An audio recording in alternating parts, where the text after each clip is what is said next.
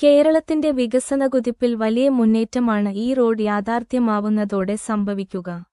കാസർകോട് തലപ്പാടി മുതൽ തിരുവനന്തപുരം കഴക്കൂട്ടം വരെ 6 വരിയായി ദേശീയപാത 66 നിർമ്മിക്കുന്നത് സിഗ്നലുകളില്ലാതെ. 603 കിലോമീറ്റർ നീളത്തിൽ സിഗ്നലുകളില്ലാത്ത റോഡായി ഇതു മാറും.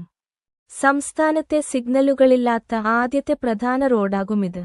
റോഡ് മറികടക്കാൻ അടിപ്പാതകളും കാൽനടപ്പാതകളും നിർമ്മിക്കും.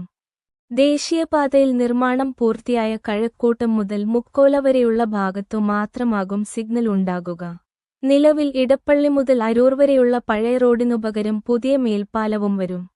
ചിലയിടങ്ങളിൽ 1 കിലോമീറ്ററിനുള്ളിൽ 3 അടിപ്പാതകളുണ്ടാകും. ആകെ 400-ലധികം അടിപ്പാതകളാണ് നിർമ്മിക്കുന്നത്. പ്രധാന സ്ഥലങ്ങൾ ബന്ധിപ്പിക്കുന്നത് അടിപ്പാതകൾ വഴിയാകും. അപകടങ്ങൾ കുറയ്ക്കുകയെന്ന ലക്ഷ്യത്തോടെയാണ് അടിപ്പാത നിർമ്മാണം. കാൽനടക്കാർക്ക് മറുവശത്തെത്താൻ നടപ്പാതകളുമുണ്ടാകും. റോഡ് വിഭജിക്കാൻ മീഡിയനുകൾ ഉണ്ടാവില്ല. ഇവ നിർമ്മിക്കാൻ കൂടുതൽ സ്ഥലം വേണം. 6 വരി റോഡ് മീഡിയൻ വെച്ച് നിർമ്മിക്കാൻ 60 മീറ്റർ സ്ഥലം ആവശ്യമാണ്. എന്നാൽ 45 മീറ്ററിലാണ് നിർമ്മിക്കുന്നത്. പകരം ന്യൂജേഴ്സി ബാരിയർ ഉപയോഗിച്ചാകും റോഡ് വിഭജനം.